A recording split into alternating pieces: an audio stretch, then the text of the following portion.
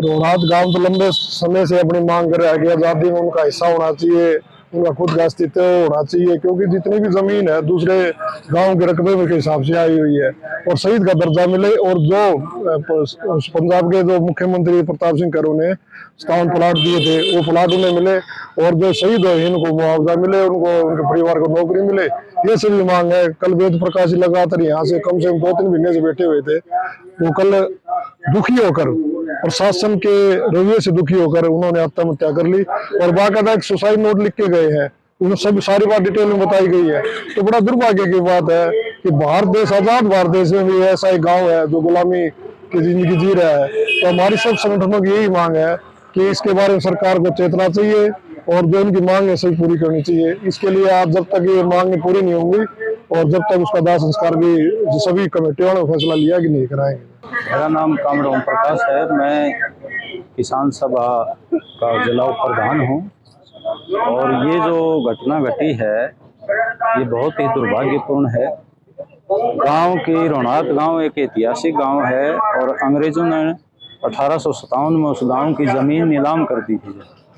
एक कुआं और तालाब को छोड़ करके 20,656 बीघे 19 मरले ज़मीन को नीलाम कर दिया था 8100 रुपये। उस गांव को तब से न्याय नहीं मिल रहा। तत्कालीन पंजाब सरकार ने हिसार बीड़ में उनको 57 प्लाट अलॉट किए थे लेकिन पोजेशन नहीं दिलवाया और वो मामला अधर में लटक गया। फिर हरियाणा 1966 में बन गया। चौधरी बंसीलाल मुख्यमंत्री थे उस समय। 70 में उन्होंने 68 लाख रुपए इस गांव को मुआवजे के रूप में स्वीकार किए थे। उस समय बजट का संकट बताते हुए 1.25 लाख करोड़ रुपए इस गांव के लोगों को दिए थे, 5-5 हज़ार रुपये 25 परिवारों को। उसके बाद किसी भी सरकार ने इनकी सुध नहीं ली और ये 22 अगस्त 22 को ऐतिहासिक कुएं के पास गांव को न्याय दिलाने के लिए इन्होंने अनिश्चितकालीन धरना लगाया था और एक संतलाल नामक ग्रामीण जो है ना वहाँ शहीद हो गए थे धरने पर। तो फिर जिला प्रशासन ने समझौता किया था कि उस शहीद परिवार को 12 लाख रुपए आर्थिक मदद देंगे और एक बच्चा उसका कौशल रोजगार निगम में लगाएंगे और गांव की जमीन का रिकॉर्ड उपलब्ध कराएंगे और जो भी कोरस्पॉन्डेंस सरकारों के बीच और ग्रामवासियों के बीच हुई है उसका रिकॉर्ड उपलब्ध करवाया जाएगा। तो वो समझौता लागू नहीं किया। 6 लाख रुपए तो जरूर दिए संतलाल के परिवार को, बाकी पैसे नहीं दिए, रोजगार नहीं किया। उन मांगों को लेकर के वेद प्रकाश कटारिया और भूप सिंह यहाँ 10 मई से धरने पर यहाँ अनिश्चितकालीन धरना लगाए हुए थे। वो प्रशासन से रिकॉर्ड मांग रहे थे कि हमें हमारी रोहनाथ की जमीन का जो नीलाम हुई थी उसका रिकॉर्ड दें और जो कोरस्पॉन्डेंस हुई उसके लेटर हमें दें। ये प्रशासन ने इनको ध्यान नहीं दिया और वो दुखी होकर के 11 सितंबर की रात को उसने आत्महत्या कर ली।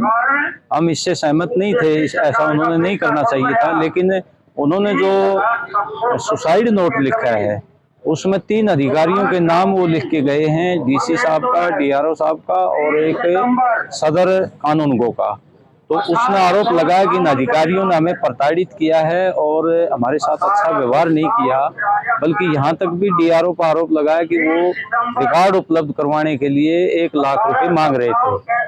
ये तो एक तरह से जांच का विषय है, लेकिन उन्होंने जो अपनी मौत के जिम्मेदार इन अधिकारियों को ठहराया है और कल उनका पोस्टमार्टम हुआ है। ग्रामीणों ने उनका शव लेने से इनकार कर दिया।